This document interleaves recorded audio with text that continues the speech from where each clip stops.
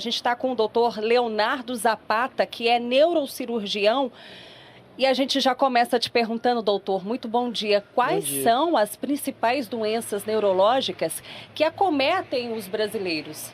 Olha, as doenças neurológicas aqui no Brasil mais prevalentes, né, e inclusive muito preocupantes, são doenças cerebrovasculares, né, ou seja, derrame cerebral, né, o acidente vascular cerebral é uma doença muito prevalente no mundo inteiro e aqui no Brasil não é diferente, né, e causando várias sequelas e comorbidades. Né. O sintoma mais prevalente é a dor de cabeça, né, qualquer pronto atendimento a gente sabe que dor de cabeça é uma queixa muito comum, mas ela pode significar várias coisas. Pode ser tanto a própria doença, né, no caso da enxaqueca, mas também pode ser sinal de uma doença mais grave, por exemplo, um aneurisma, uma lesão cerebral, um tumor. Então é por isso que é importante investigar. Doutor, qual que é aquele sinal, hein, assim, que a pessoa tem que procurar mesmo o médico, porque alguma coisa de errada está acontecendo? Porque dor de cabeça, às vezes a pessoa fica tomando automedicação, Exato. e quando resolve procurar um médico, às vezes já está numa situação grave. Não, com certeza. Existem alguns sintomas que a gente chama de sinais de alerta, né? Ou em inglês red flags, que são sinais que sugerem que não está certa a evolução dessa dor de cabeça, né? Então, febre associada pode significar talvez uma meningite, né? Dor na nuca pode significar o rompimento de um aneurisma cerebral, né? Alteração de função de um dos lados do corpo, de função motora, perda de força do braço, perna, né? Crises convulsivas também podem significar isso e perda de consciência, um desmaio, né? Tudo isso é sinal de que não está certa a evolução dessa dor de cabeça e precisa de uma avaliação médica. Pessoal, antes da nossa participação ao vivo aqui, nós estávamos conversando, né, doutor, e o senhor trouxe um alerta muito importante para paciente que teve Covid-19. Aquela dor de cabeça que permanece, alguns sintomas que permanecem, a gente sabe que a medicina ainda não tem conhecimento de todas as sequelas a longo prazo da Covid, mas qual que é o alerta que o senhor deixa, então, para o paciente que teve Covid-19? Olha, o Covid, ele pode causar por si só dor de cabeça, alterações no olfato, alterações na memória, né? Isso faz parte da evolução do vírus no sistema nervoso. Mas é importante que quando esse sintoma já passa do tempo esperado ou está associado com outros problemas, a gente fazer uma investigação, né? Ou algumas lesões cerebrais, alguns tumores, né? Podem acometer também com alteração no olfato, né?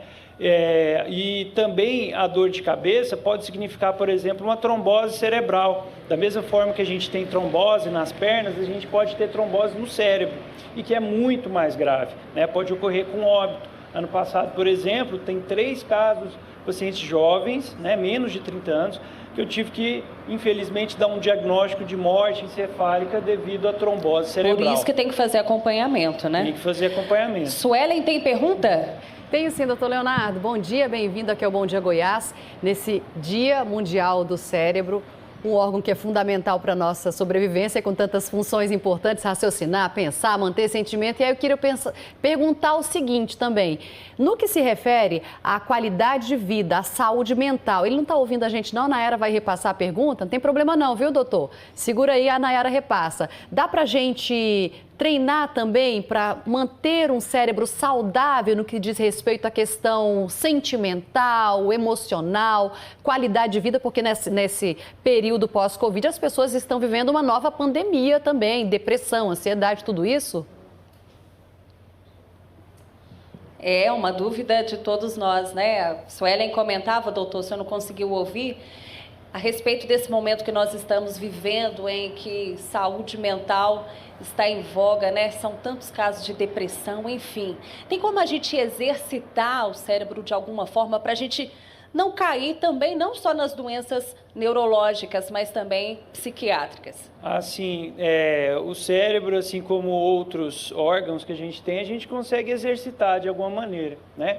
E para exercitar é importante que esse cérebro ele esteja num ambiente saudável. Então a noite de sono é importante, uma alimentação saudável é importante, evitando excesso de açúcares, né? Excesso de muito colesterol, gorduras. E a gente tem que estar sempre trabalhando a nossa mente de maneira favorável, né? Então, um livro, música, né, artes, tudo isso aí ajuda o cérebro a criar mais conexões.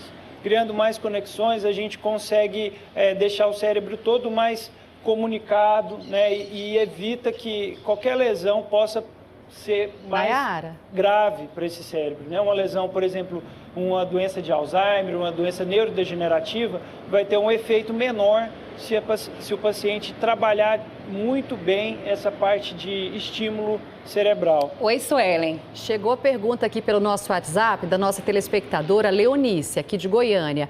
A insônia é uma doença neurológica? Como alcançar a cura? Até o doutor Leonardo tocou aí na questão da qualidade do sono. A Leonice de Goiânia faz uma pergunta. A insônia é uma doença neurológica? Como alcançar a cura? Olha, a insônia é uma doença neurológica muito prevalente. Inclusive, ela predispõe para outras doenças neurológicas, né? Então, o paciente que não dorme bem, com certeza vai ter dor de cabeça, com certeza ele vai estar mais depressivo, mais ansioso, e da mesma forma que ela é uma predisposição, ela também pode ser consequência. Depressão e ansiedade também causam dificuldade para dormir, né? E é importante, na investigação da insônia, que esse paciente passe com um especialista, porque às vezes essa insônia pode estar relacionada com um distúrbio da respiração, né, que é a chamada apneia obstrutiva do sono, né? Pacientes às vezes muito obesos, durante a noite oclui um pouco as vias aéreas e dificulta a respirar. Tem síndromes chamadas síndrome das pernas inquietas, que tem uma movimentação muito agitada à noite e isso impede de dormir. Tem alterações em relação a sonambulismo, né? As parassonias, que a gente chama. Então, são várias as causas. Por isso é importante um exame chamado polissonografia, que ajuda o médico a identificar qual é a causa dessa insônia. Descobrindo a causa, a gente consegue tratar com a medicação correta. Doutor Leonardo, a gente agradece a participação do senhor aqui no Bom Dia Goiás. Obrigado. Eu volto com vocês no estúdio. Tá certo. Muito obrigada pela participação. Obrigada pelas informações, Nayara.